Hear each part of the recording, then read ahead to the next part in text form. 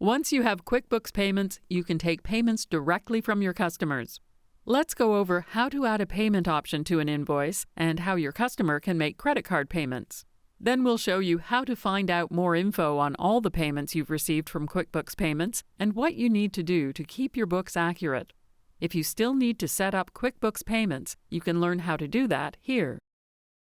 First, let's add a credit card payment option to an invoice. Select New and Invoice.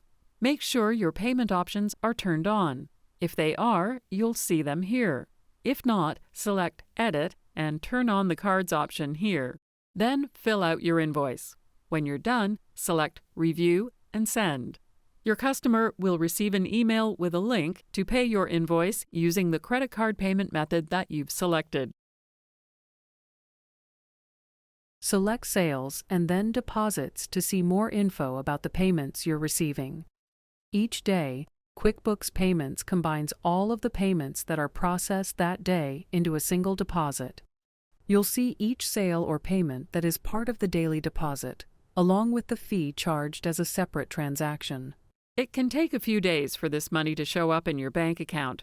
When the money hits your bank account, you'll see your deposits in your transactions feed if you have your bank account connected to QuickBooks.